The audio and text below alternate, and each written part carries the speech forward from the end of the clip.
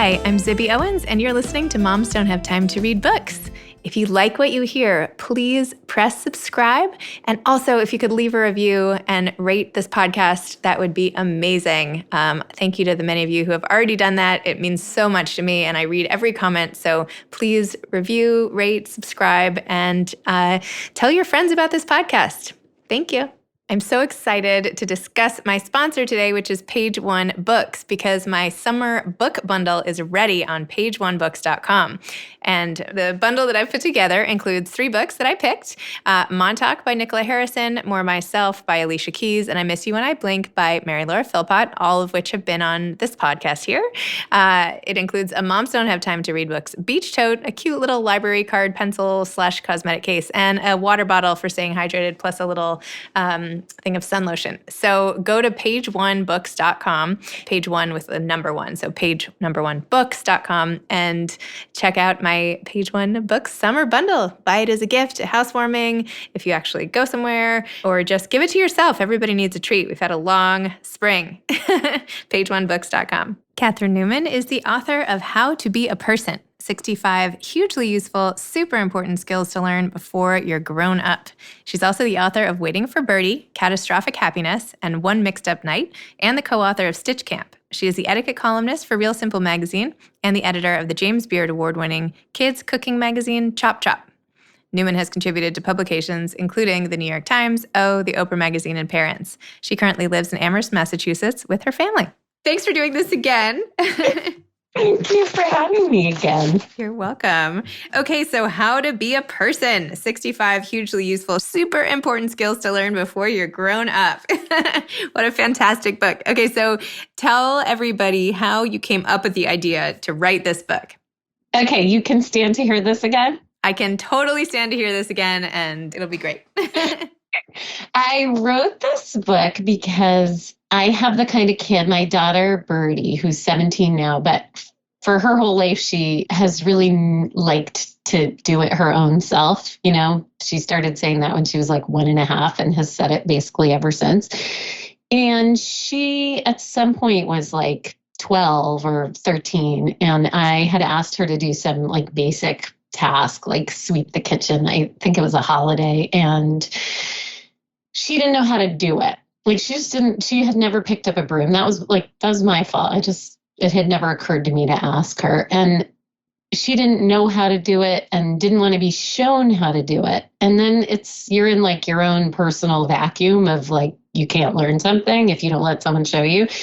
So you need a book. So I went to the library to get a book that I pictured as like a photographic encyclopedia of housework. This is a book I thought would exist and would be like a really great book for kids that would be like 1,000 pages long, and every page would be like an 8-step photograph of how to sweep the floor, how to clean the bathroom. And that book did not exist. You'll be surprised to hear. That's like a really not fun book for kids.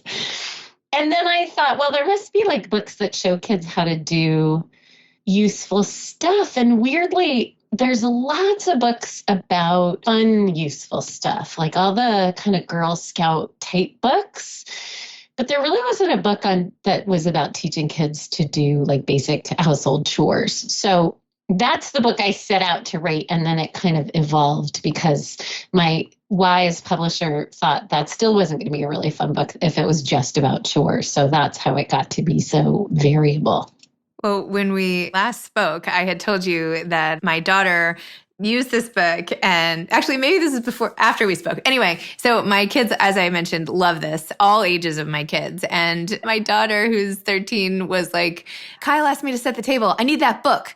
So she grabs the book and opens it up to the page where you have like, here it is if you're at a fancy French restaurant. Here it is if you're just having regular dinner. And she set the table and she was so proud of herself. And it was just amazing. That makes me so happy. That's the whole goal. Right? Not that she hadn't ever set the table, but it hadn't ever necessarily been right before. I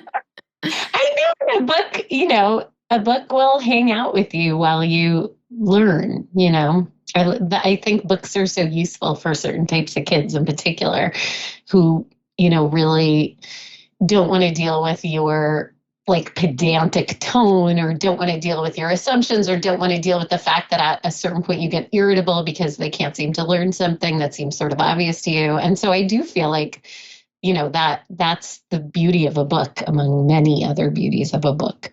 Totally. And your advice also was to just leave it out, because I wanted to go force it down my son's throat too and be like, you have to read this. But you said just leave it out. And then lo and behold, when we're all like, oh, great job with setting the table and everything, he's like, hey, what's that book? And then he picked it up and started reading it. And then my little guy started reading. Anyway, it's been contagious in our house. So and I love the illustrations, because it feels like almost like a picture book, almost like a picture book meets graphic novel type of thing. And yet you're talking about how to chop an onion and whip up a smoothie and sweep the floor and empty the dishwasher and all this stuff. And anyway, you made it so fun.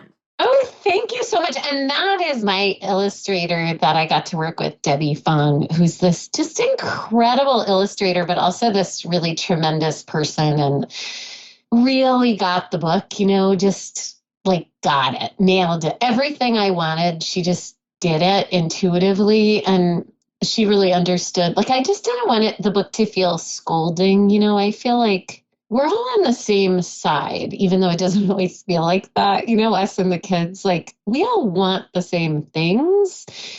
And I wanted the book to feel really like an invitation more than you should have already known how to do this, you lazy whore, which that's what I actually want to say to everybody. But she just got it. I think she must really like kids. I haven't actually met her. We've just worked together the way we all work together now. But she has such a the illustrations are so loving and funny. And so I was just totally thrilled to get to work with her. It sounds like it was a great match, because the text is funny too. I mean, the whole thing is almost tongue in cheek, and yet also really helpful. I mean, there are things in here that I've learned myself. Should I not admit that? Or just different ways of doing it. Okay, this is how you I don't know, pack to save the most space, or this is how you I don't know. I don't do it that way, but I'm going to try it your way. I'll scramble eggs your way. Yeah, I will say that the things in my house that have proved most demystifying, the section on how to apologize, both men in my house, my 20-year-old son and my 51-year-old husband, when they were proofreading for me, they covered that page with Post-its that were I don't really understand this. What does this mean? And they were just kidding, but they're the worst apologizers. And I actually felt oh, this could be kind of useful. Here's a basic framework for apologizing, right? Where you take responsibility and you acknowledge how somebody might feel. It in some ways, it's so basic. It takes only half of a spread in the book. And yet it's kind of radical. In a weird way, that's going to be the heart of people's emotional lives, and taking responsibility in huge ways too. If you even think at the political level, when somebody stands up and says, wow, I was wrong about that. That's so tremendous. I actually think that's an entire worldview, being able to apologize well. It's true. That's really, it's a skill.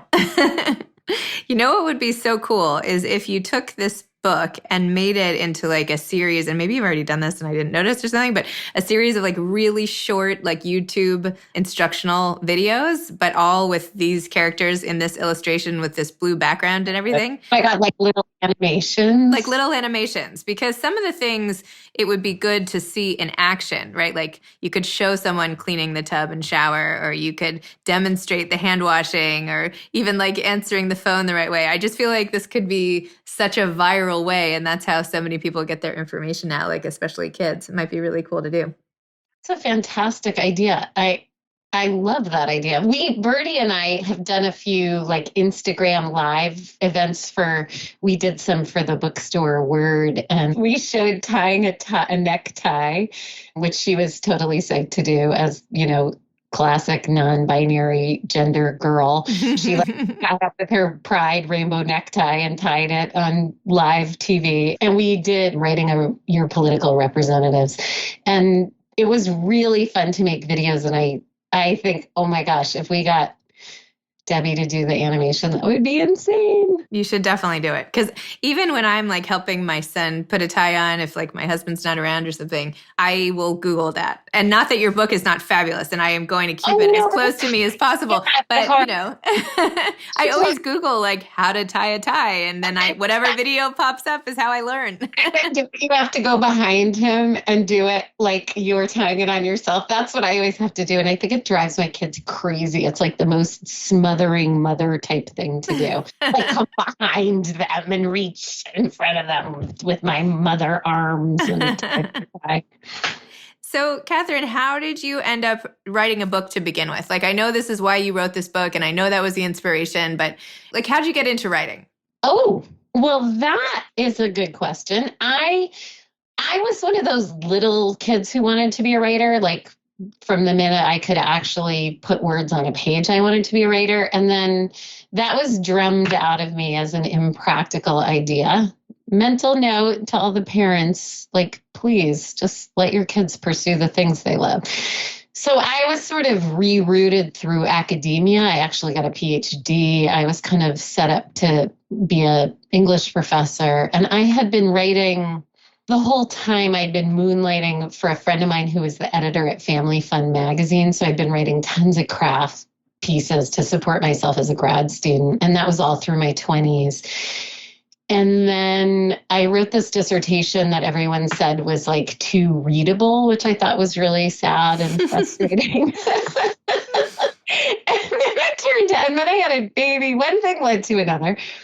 And I found myself sort of turning more and more towards writing for money because we were broke and scrappy. And then I got this gig. I mean, this is just going to make me sound like such a dinosaur, but I got a gig writing a weekly column about parenting for Baby Center. And this was in 2002 when I was pregnant with Birdie. And I wrote this weekly column for Baby Center. They paid me $50 a week to do it.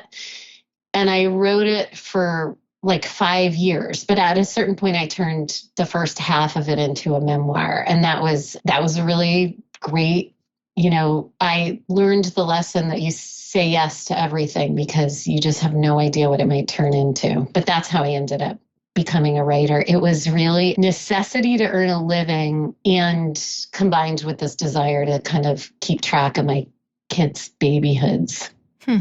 I probably read like all your articles along the way. Yeah, you might have, although, it really wasn't for everyone. The book ended up being called Waiting for Birdie. And I read it now and it's so cringy, even though it's like 15 years ago. And I was so neurotic. It's like a little painful to me now, honestly. Did you see in the paper recently, there was a study that neuroticism is linked to dementia? There's like a higher risk of getting dementia if you're a neurotic person. And I was like, oh, great. Now I have to worry about that. My mother and I sent each other that article. So yes, I did see that. And it makes total sense to me. I feel like, oh my God, at least at some point I'll be demented and spared my neurosis. It's like that. We at least can look forward to that. That's the perk. Silver linings. Silver lining. Oh my goodness. Too funny. So do you feel like you're going to keep tracking things that like might be useful to your kids, or do you think this is like it for you and now your next one will be like a guide to aging or something like that? I know, I really do want to, I have my eye on a menopause book. I can't help it because it's so my kind of topic. It's like inherently hilarious to me, all the terrible things that are happening to my personal body. So both. And I do want to write another book for kids. And we're taping this in the middle of the protests after George Floyd's killing. And I keep thinking like how to be an anti-racist, not that me like wait lady mom needs to write that book, but I keep thinking about a book that would have different other kinds of roles in it, like how to be an ally, how to be a friend, like a how-to book that would be really formatted in a similar way, but about relationships specifically and being a good friend, a powerful ally, a, loving grandchild, all the relationships. So I like that idea, Yeah. Because people keep writing me now, which is so sweet, about the things they wish were in the book or that their kids were in the book.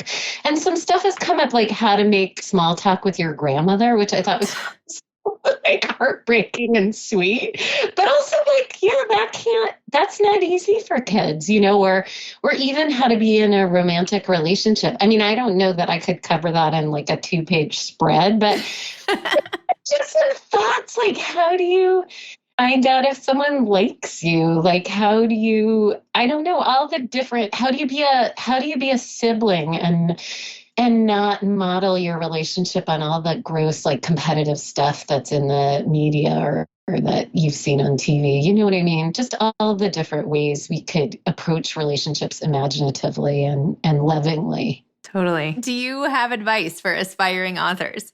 Oh, yeah, I do. I mean, it's probably the same advice you hear all the time, but I have 2 basic things that I feel like have worked really well for me. One is to maintain all my relationships, and that, in this world where everyone's moving all over the place, that has been huge. So the first thing is to say yes to things, even if they don't seem so great or pay so well. Not the really terrible things, and nothing that's like against your politics, but stuff that's, when you're just starting out, I said yes to everything. And the truth is, I still mostly say yes to everything. And then you make these relationships with people, and then before you know it, the person you wrote the like Kotex ad copy for is like an editor at O Magazine. And I really feel like that has been the key for me to having really great writing connections that I'm not proud, and I'm my family's primary wage earner as a freelance writer. So I really can't afford to be proud. Like, I really will write a lot of kind of crappy stuff, but it also means that then some really lovely stuff floats my way from people I've worked with in the past. So I guess just that, maintaining relationships and, knowing when to say no, as in every area of life, but also saying yes more than you might be inclined to. I love that advice, and I haven't heard that before, and it's really, really true. I wrote my first article for a magazine. I'm sorry for talking about myself, but it's like it's just to illustrate your point. My first article I wrote, I was 14 years old, and it was published when I was 16, and it was for 17 magazine. And my editor there, Rory Evans, I stayed in touch with on and off our whole lives. And Real Simple. What's that? You know her? Edits my etiquette column at Real Simple. Oh my gosh, too funny. I was just going to say, she called me and was like, will you write for Real Simple now? And I'm like, sure. So isn't that the best? Because you wrote for her for 17 magazine, which I'm so envious of, but I love.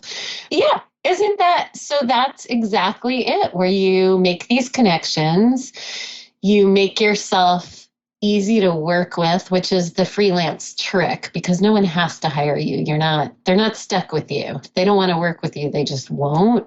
So I just always think that. I love that about my life, because it means all my relationships are as lovely as they could possibly be, because we're just constantly mutually deciding to work together. You know what I mean? Yep. We're stuck. But I feel like that's actually an advantage for me. It just makes my life very pleasant. Except for the hustle and the whoring, as I like to say, the whoring. Well, you should write for We Found Time. It's my new online magazine. So you should do an article for me. Okay, great. Sign me up. Whatever it is. Done. Awesome. Well, now I know I've spoken to you on Instagram Live, and now we've done this podcast, and I would like to be your friend. So we have to get together in person. Okay. Next logical step, I feel like. Anyway, well, thank you so much for talking to me again. Thank you also for delighting all ages of kids in my household and helping the chores get absorbed by people other than me in a fun way. So thanks for all your family contributions. So much. Thank you for hosting me so graciously 2 different times. I have just totally loved it. Me too. All right. Well, thank you so much. Okay, take care. Bye-bye. Thanks for listening to Moms Don't Have Time to Read Books.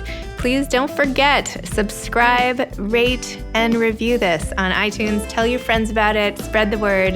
Thanks so much for listening. I really appreciate it. Thanks so much to Page One Books for sponsoring today's episode. I hope you'll all check out my summer beach bundle at pageonebooks.com. Thanks so much to Steve and Ryan at Texture Sound for the sound editing. And thank you to Morning Moon Productions for providing this fantastic intro and outro music. Thanks for listening. You could always email me at zibby@zibbyowens.com.